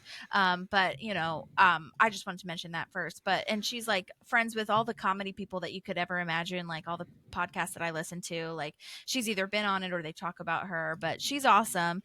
And you'll obviously know her from The Office, which a lot of people would know her from, where in the Benihana episode, from taking the Christmas Michael. bike. Yeah, I know. Marks her arm. Oh my god, that is so awful. It's bad. A I lot of The Office is really bad. It's to be yeah. completely frank, but I yeah. I think if you watched it, not saying it's right, but like if you started watching it years and years ago, it sits different than if you start it now.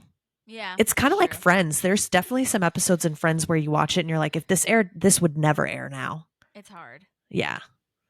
But So, but anyhow, yes, she's been in Bob's rough. Burgers, Reno 911, a bunch of stuff. And she's also the creator and writer on a show called Bajillion Dollar Properties with Paul F. Tompkins, who's also in the comedy world, super great. So she has done a lot of stuff, and this whole like guest cast here is just phenomenal. And the way they all Oh work yeah. together, and just in general, what their backgrounds, what they're bringing to the show, it's so good. I love it so much. Did you see that she interviewed for or auditioned for April's part? Yeah. Oh my gosh, she totally could have been like related to April or Oh my had gosh, I some think she sort does of a great connection job. to her.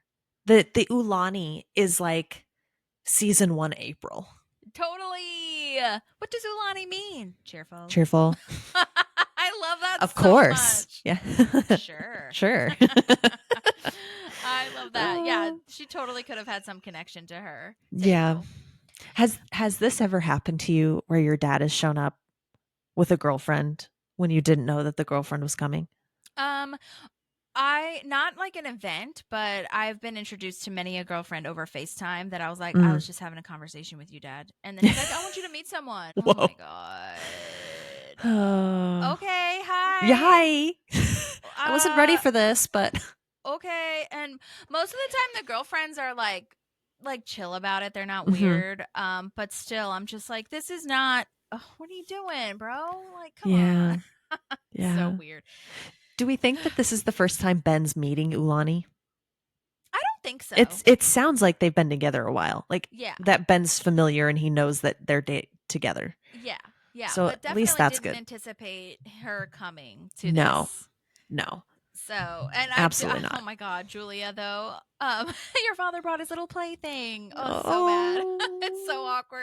I like that's something, Julia, that you say when you're recounting the event to your best friends. Right. Like not in front of your son and in front of them. The Yeah. plaything.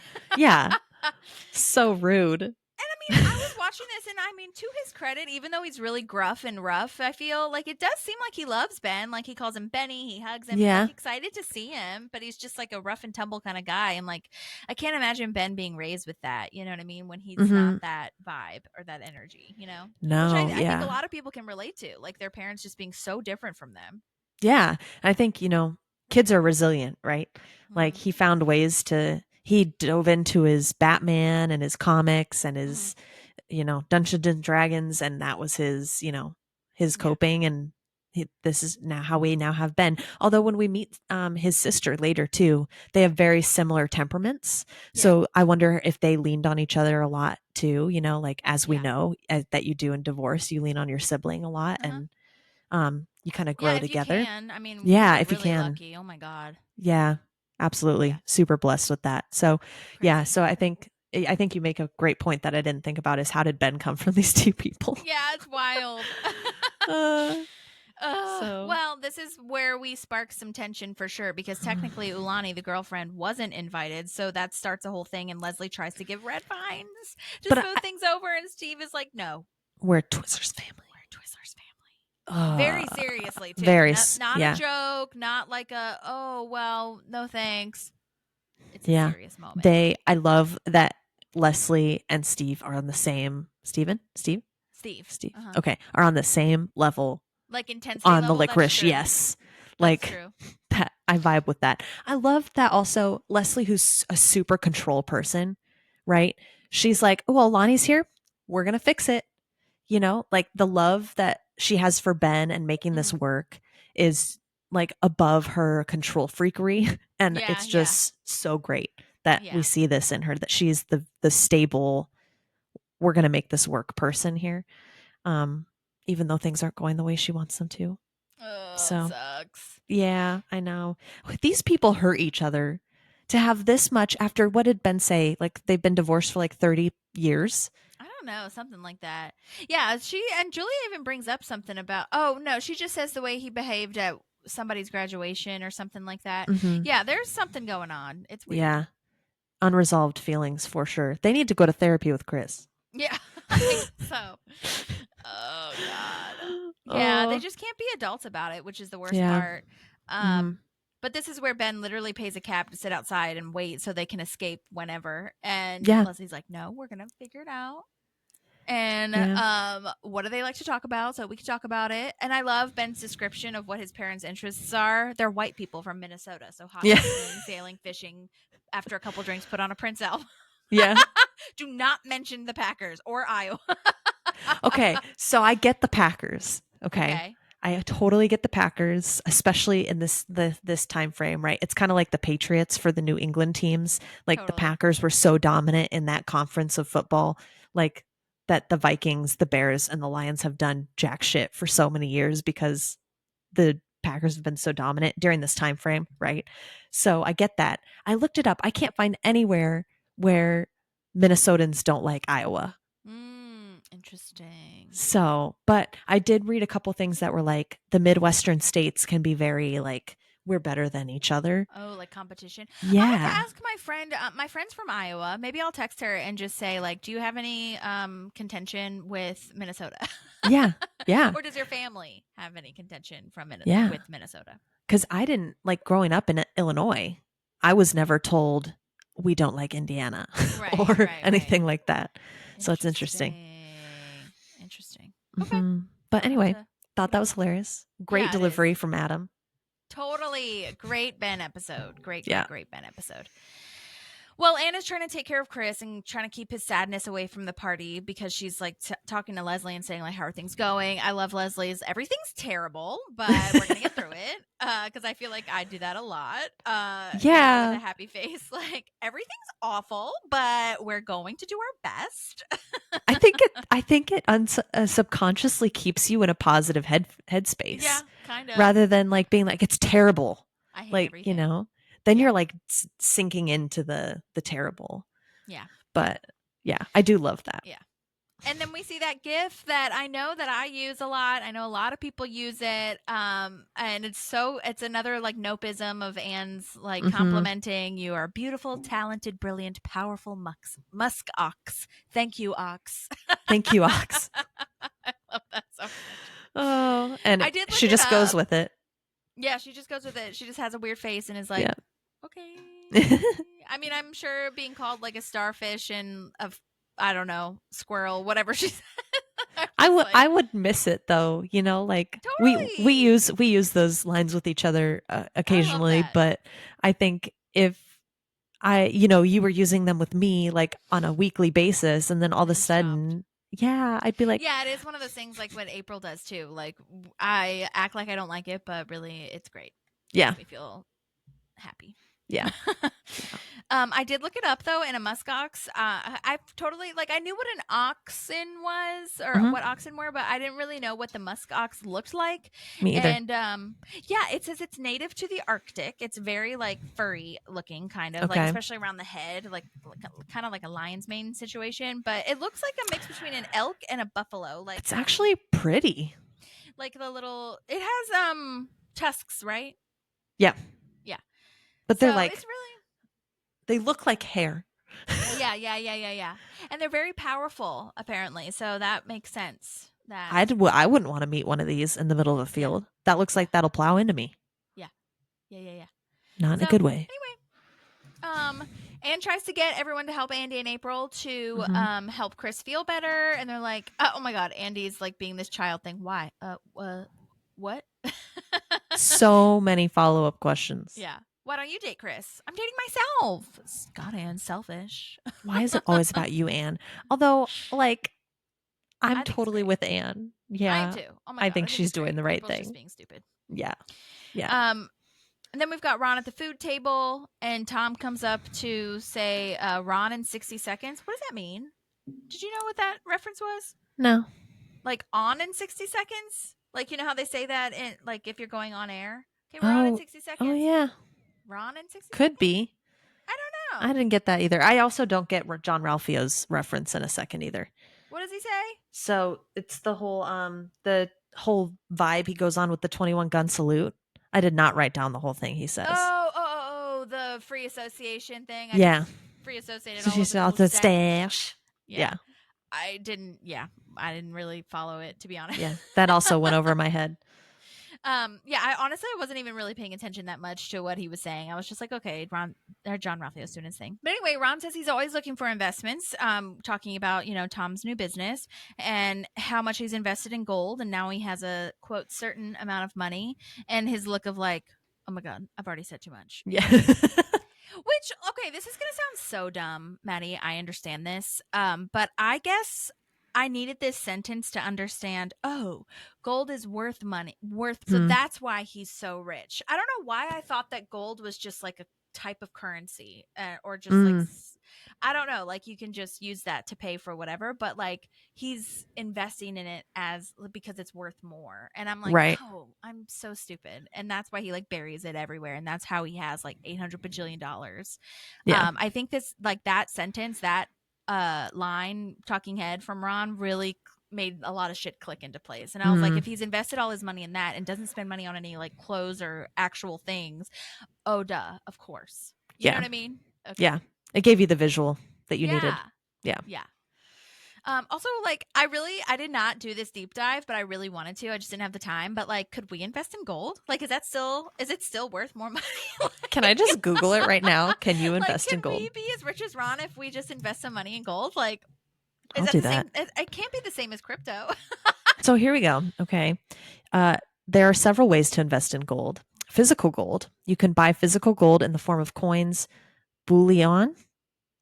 I don't know what that word is. Or jewelry from banks and precious metal dealers. However, storing and insuring physical gold can be expensive. That's why he buries it. Gold exchange traded funds. These funds replicate the price of gold and are a popular way of beginners to invest in gold. Gold mining companies. You can buy shares of a gold mining company. Futures and options. You can trade futures and options in the commodities market. Gold certificates. You can invest in gold certificates, which I don't know what gold certificates are, but there are several ways to do so. You want going on some gold? Yeah, honestly, I just wonder how much it's worth. Like, is it worth as much as Ron is saying nowadays? You know what I mean? Yeah. How do you measure gold? Carats? No, that's diamonds. How do you measure gold? No, you do measure it in gold. There's do you? like, yeah, because like jewelry says 24 karat gold. Yeah. Oh, you're right. 24 karat. Yeah, that's right. It's in the Bruno Mars song. Well, that's 24 karat diamonds. In the song. My brain. but I did see it. No, it all makes sense. I just have seen jewelry measured that way too, like gold chains and stuff like that. Yeah. But anyway, okay. Okay, just for information, a price of a gram of gold is $80. So I guess if you have a whole bar. I'm sure it goes up though. I don't know. This sounds risky. A whole bar is going to be a lot. Since I don't know what I'm doing. I know. Ron, here. Help. Yeah, interesting. Yeah. Okay. Well, we learned I also something. love that Ron had. Yeah, totally. He has a bacon wrapped shrimp, classic Ron. That's his favorite food. I can't believe John Ralphio tries to touch it. John Ralphio, get out of here. Oh my gosh. They added in like almost like a cracking sound with his wrist or whatever. Yeah. Oh my God. And then this is where Tom asks to reschedule because he's nervous, but Ron's like, no, I want to keep my appointments. Mm-hmm. And then this is where Ron, doesn't know that Jean Ralphio is Tom's business partner. And he just messes up Ron's confidence again, especially like with grabbing the shrimp. Like you clearly don't know Ron. Yeah. At all. Absolutely also, not. Even if it wasn't Ron, why would you just do that to someone's plate? I mean, I would take something from Ivan's plate. I might take something from your plate. But this is like, I wouldn't take something from a coworker's plate. No. Like, there's a line. Yeah. So John this Ralphio is just knows ballsy. No line. Yeah. He's just stupid. Yeah. Anyway. Rethink that move, son. Oh, love that line. So good. Now it's awkward because Leslie brings up sailing because that was one of the topics, and Steve says that Julia got the boat in the divorce. How did Ben not see this coming? I know. Like he should have known. And then Ulani feeling weird. It's a whole thing. Like I love that, though. I feel weird. Yeah, I know. Be out with it. This is a weird situation. And to her credit, she does say like, "What the hell? I wasn't invited. Like, why am I here?" Whereas I feel like some people, if it was that awkward, would be like, "Well, I deserve to be here," kind of thing. Right. You know what I mean?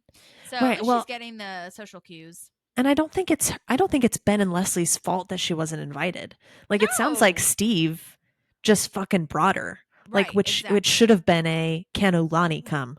Yes. And then it would have been like, hey, Dad, this is the first time you're meeting my fiance, and you're going to be in the room with Mom. Maybe Ulani can come to breakfast the next morning with us or Yeah. something. Like, you know, Yeah. like, but ask. Stupid. Jeez. Also, I have to say, like, that's really shitty of Julia that she got the sailboat and the divorce just to send it to a scrapyard. Like, if it I was know, important to that him, sucks. that feels really icky. Yeah. Dude, divorce does some crazy stuff. It really does. It hurts now me. Yeah. All this stuff. It's very sad. Yeah. But now we get to the surprise, which is the quilt, and I love that. It settled 3 disputes, and I love, what was the third time? Right fucking now. Fucking now. So good. I Love it. The beef And I is love so that he's worth like, it. I'm so attracted to you right now. I know. I love her line. The confidence.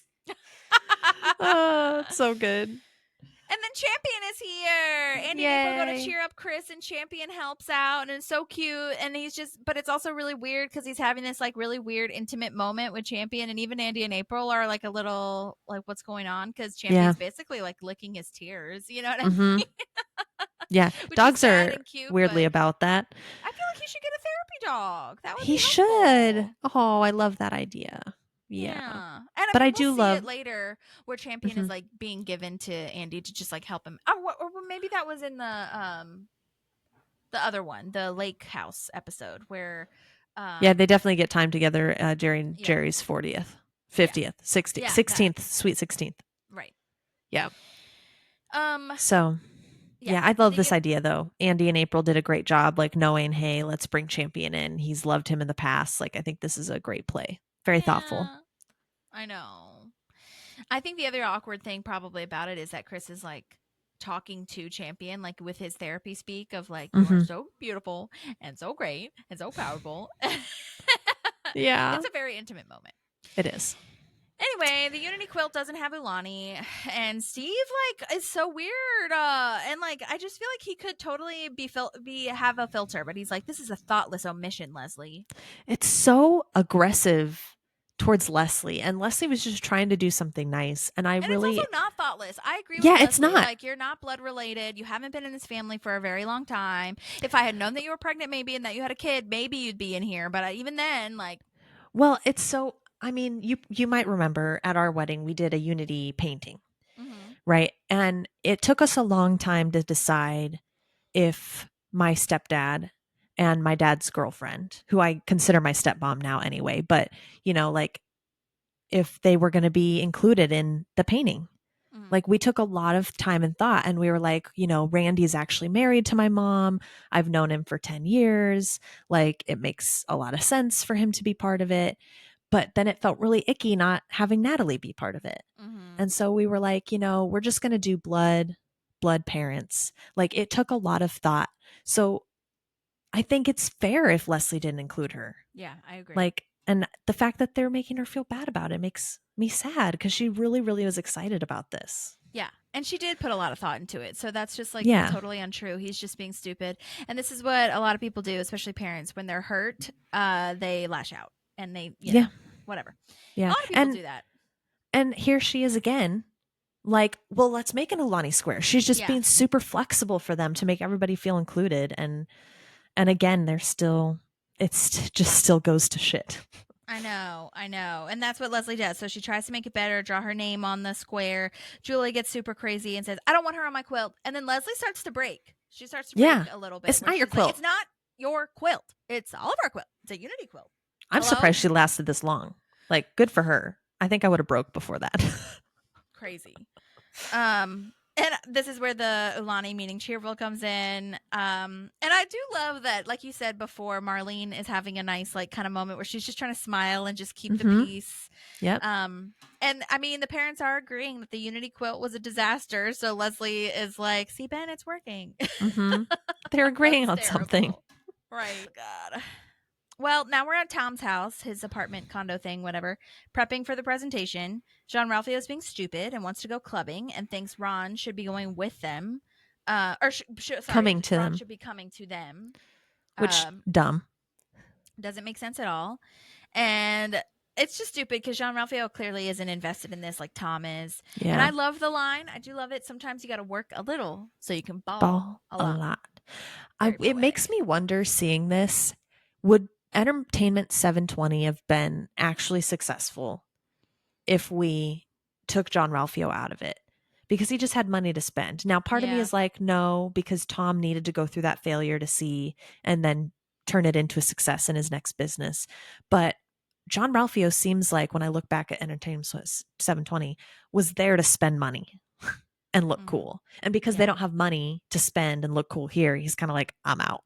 Yeah, that's true. That's a valid point.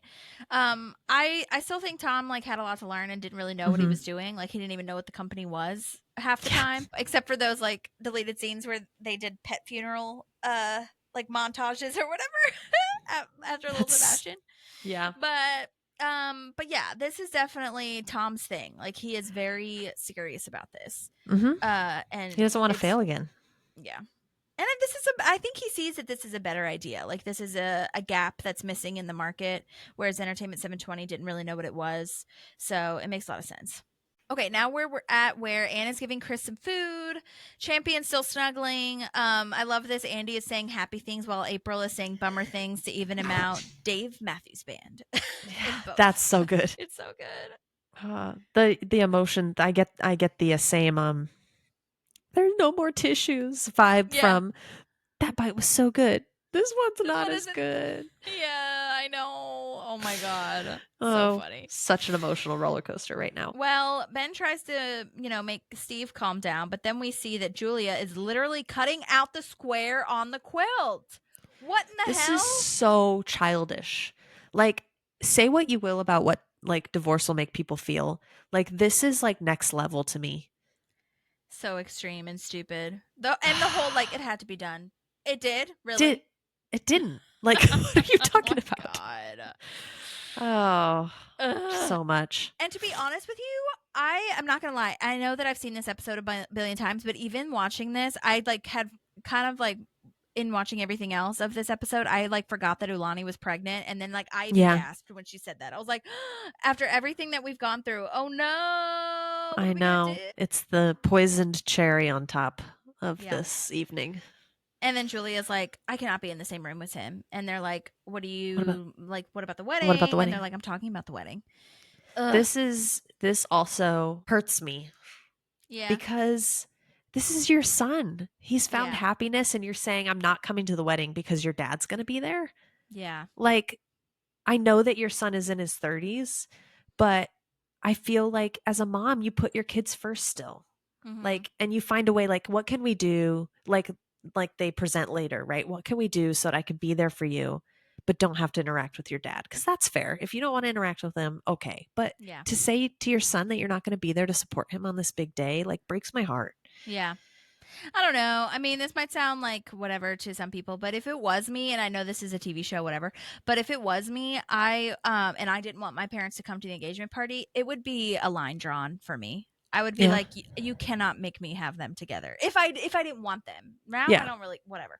They can make their own choices. I don't know what I'd do, to be honest. But if I didn't want them to be there, and I know that this contention is happening, I just think that I know his love overcomes it. But if I knew this shit was going to go down, I would just be like, this is supposed to be celebration. Like, the more I think about it, the more I'm just like, I don't want to deal with their fucking shit. I just want to have a good time with who I love, Yeah. Well, yeah, this night has not been about Leslie and Ben at all. No. They haven't gotten to celebrate each other at all. The wedding is never about the people that are actually getting married, I feel. Unless you make it to be, which means you don't invite certain people.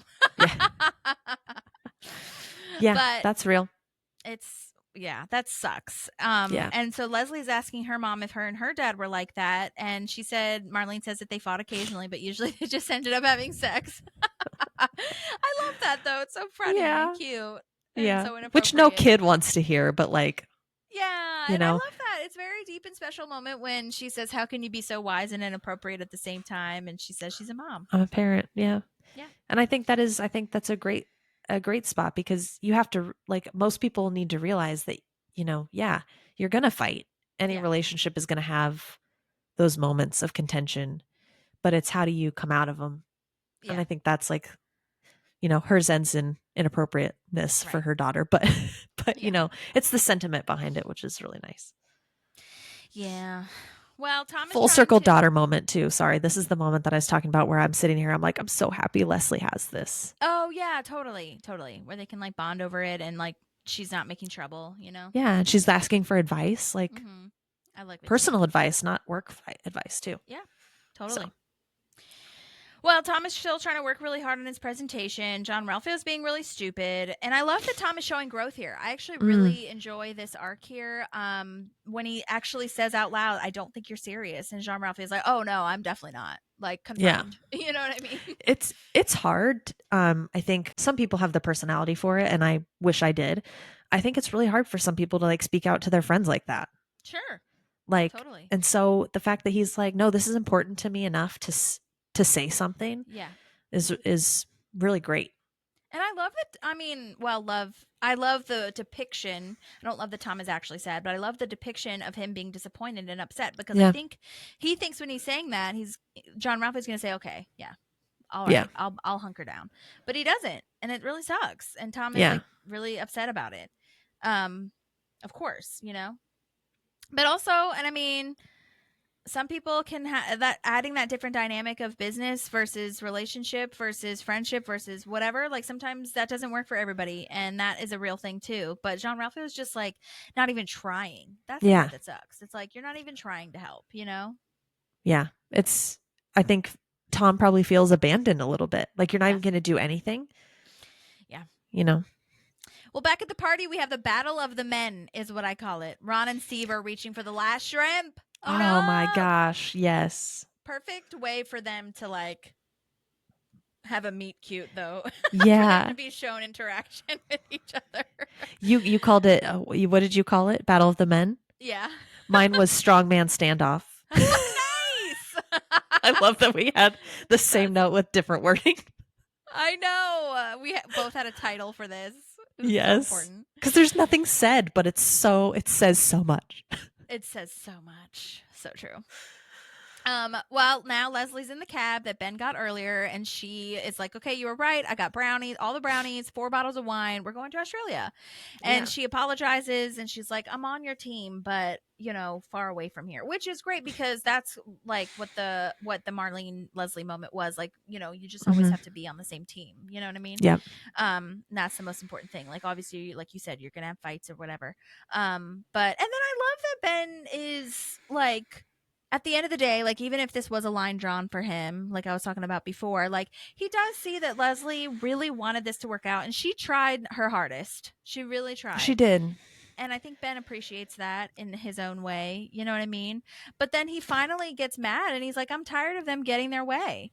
And Leslie suggests to hardcore make out for 15 minutes, and the cab driver is cool with it for another $100. Yeah. I love that. Me too. Yeah, it's their connection moment, their coming together moment. I think it's what gives Ben his power. But I love this, like, we talked about in the beginning of the episode is like, I didn't know how I felt about Leslie kind of steamrolling this, even when Ben knew what the outcome was going to be, right? But if we look at it, if Leslie hadn't tried so hard and Ben hadn't watched her try so hard to get them together and to bring them together, I don't know if he would have hit this point where he's like, this is ridiculous. Yeah. Like, I need to step in and say something, because what he says next in the next scene with the family, Leslie couldn't have done. Yeah. It's not her spot, and it wouldn't have hit the same for his parents. So it's like this, she had to, do her thing and then hit her point of being like, we can't do this anymore, for him to hit his moment of, I'm going to fight now. I'm going to fight for it now. Right. Yeah. And as a side note, cab driver Doug was the character's name for this, and he's played by Doug Smith, and he is actually an associate producer and production coordinator on Parks. Oh, that's awesome. He has played a cab driver in many of the episodes, and he definitely came back for this, which is great. He's also worked for Veep Popstar, I think. Oh, yeah. And it looks like some more stuff, but yeah, that's really cool that they just like randomly had him be the cab driver. Yeah. That's awesome. Back at the party, ew, did you notice that, like, at the beginning, John Ralphio is, like, smelling a waitress's hair, like, following after her? Like, it's really gross. And Ron pokes him with the meat stick, which I love. The little shish kebab thing. Yep, I love it. And this is where we learn that Ron is like, why aren't you working on the project with Tom? And John Ruffy's like, no, Tom fired me. Like, he said I wasn't serious. And I think that really speaks to Ron, which we'll learn. But that's crazy that he comes back to the party. I know. When he said he was going to go clubbing, that was my note. Is like, this is not a club, sir. Yeah, I guess he's just like flopping all around. Yeah. In that episode or that scene in particular, John Ralphio's hair is massive. Like, it is so tall. I noticed it. Like, obviously his hair is always tall. Yeah. But in that scene in particular, I mean, it is sky high. It's like Dolly Parton 80s vibes. Yes. I love that. Do we know if that's all Ben Schwartz's hair or if they have to like I think it is. supplement? No, I think it's his hair and they just styled it. Wow. That's impressive. Good job, hair and makeup. Totally. Nailed it. He has this idea for condoms with pictures on them. Why? Oh my god. There is a deleted scene where he tells Tom that, and Tom is even like riffing with him on like, okay, yeah, let's make that work. Blah, blah, blah. And I was like, oh my god, this is insane. Tom is part of the problem. And you like, created this monster. Don't tell him Right. that's a good idea. I know. Tom is like saying you could put the Eiffel Tower on it. It's like, it is funny, but Do they understand the concept of condoms and what they're No. for? Yeah, I don't think we need pictures. Oh boy. Well, now Chris is doing push-ups, and they're all telling him like, you can't just bottle it all up. Like, you can't just, push it all down. Like, you do need to get it out and purge all of this stuff. So we're glad you did that tonight. Also, the queen of toilet humor seemed so bizarre to me. Yeah. I was like, this doesn't match with what I've known, but okay, that's whatever. Weird. All right, so now Ben and Leslie are giving a talking to all the parents and the girlfriend, and saying they have to come to the wedding, but they don't have to socialize. And in fact, they insist on not socializing. Like, they'll seat each other far apart. Mm-hmm. I'm here for this idea. Yeah. Yep. Everyone apologizes, even Ulani, which is great. Yep. I do have to say, as a previously pregnant person, Steve is sitting in the cushy chair and Ulani is sitting on the arm of the chair. Like, get your ass up, put your pregnant girlfriend in the chair. Think about that. Like, you can either stand or sit on the arm. Are you kidding? Yeah, that's so funny. Oh my god. And it, like I said before, it is kind of funny that nobody comes to the wedding that they actually do have. Yeah. That actually probably worked out in Ben's favor anyway. Yeah. I know. I was thinking about it, honestly. I didn't really think about it when I was analyzing the episode, but now that I'm like in, doing the episode now, I don't know what I would do, to be honest. Yeah. As far as like inviting both parents, or like how I would make that work, to be honest. Like, I guess in an ideal world, I would love to, but I don't know what I would do. Well, I think it's maybe I wouldn't have them at the maybe I wouldn't have them at the engagement party, but at the wedding, if I had a wedding. I don't know. Yeah. I also say I would say it's a little bit different too, probably. I mean, obviously our two situations are different too, but then also our situations are different from Ben. First of all, he's a dude. Like, a lot of times when it comes to planning a wedding, like, our relationship with our mom is like different. Our relationship with, do we want our dad to walk us down the aisle, is just different than a guy. So that also plays a part in it. And then it also sounds like his parents haven't been together for a really long time. It sounds like he kind of just raised himself and got out. Yeah. Which is, I think we also have closer relationships with our moms than it sounds like he does. So it's just interesting to think about what you would do in that situation. Yeah, I really have no idea. I mean, in an ideal world, if I'm being completely honest, I feel like I would just go with whoever I like, or who I'm in love with, who I would marry. Literally just us, and go. And maybe my sister, and just like do our thing. And then maybe we have a party later and invite everybody. But I don't know. I don't know. It doesn't seem worth it to me. To think about the stress. But again, and it's got to be, everybody's situation is different. Yeah, it's got to be what you want it to be. And if you're going to be happy, going to a beach in Hawaii and just having your sister there, the witness, like, you do what's going to make you happy. Yeah. So anyways, now they're leaving. They get in the cab and they make out again. Yes. Which I love. Okay, there is a scene that makes me uncomfortable. What? And I don't know if it's just me, but Ulani takes Ben's hand and puts it on her stomach. Oh yeah, I saw that. Yikes. Like, it's a little cringy. Yeah, I would be so uncomfortable Yeah. as Ben, and then also as Olani. Yeah, like what are you doing? But Ugh. I know why they did it. I just feel like they're doing that to make it seem like, okay, we're like smoothing things Coming over together. now. Mm-hmm. Yeah. Okay, the tag is Ron coming to Tom's house, and which I kind of find interesting that they are that he's coming. That's to where his they're house. meeting. Yeah, that is I would have thought it interesting. would be at work, Right. but anyway. Tom says he barely got any sleep, but Ron immediately invests because Tom says that he likes working with serious people, and once he knew that John Ralphio was no longer a part of it, and Tom was behind John Ralphio not being a part of it, like Mm-hmm. it really showed Ron that he's ready and he has a growth moment. I love that. Yeah. And and then John Ralphio comes back and totally proves that this was the right choice. Yeah. Oh Dude. my god. Clubs, girls, dancing, naked, Mom? Okay, you know where I be. Technically, I'm Homeless. Oh my god, it's so Yeah. crazy. It's a lot. Oh, John Ralphio. Yeah. I know. I don't know. The more I think about it, the more I do wonder, did Leslie cross a line by inviting Ben's parents? I don't know why I keep just like coming back to that. I feel like she did, Yeah. but they talked about it and they're fine. So, I mean, as Yeah, long I as think they Ben- worked through it by the time the episode starts. Yeah. But I don't think she asked him, and I think that they probably had an argument about it and they worked Yeah. through it. But And yeah. Ben was like, "Okay, I love you. Fine, we'll just try. I guess whatever." Even though it's Yeah. gonna be awful, I think he was just preparing himself for the worst. Mm-hmm. Yeah. So that makes Yeah. sense. But well, that's pretty much all I have. The only thing Yeah. that I think that I might look up for the recap is what the Georgia square was and what the rest of the squares were Yeah. on the Ulani quilt. Or Ulani quilt. Oh my god, ego. The Freudian ego thing. Come Yeah. on. No, that was a Freudian slip. No, the Unity quilts. Yes. They both start with U, so I have to Mhm. give myself some grace. But anyway, Yes, absolutely. that's pretty much it that I have. Do you have anything else? I don't. Okay. Yeah, that was it. Well, that was it. And thank you for joining us. Don't forget to rate and review if you haven't already. You can listen on Spotify or Apple Podcasts, wherever you get your podcasts. We're also on Instagram Mhm. and TikTok and all the things. So you can look us up there. And yeah, I think that's all. But thanks for joining us. And we'll see you on the next time. See you soon. Happy fall. Bye. Okay.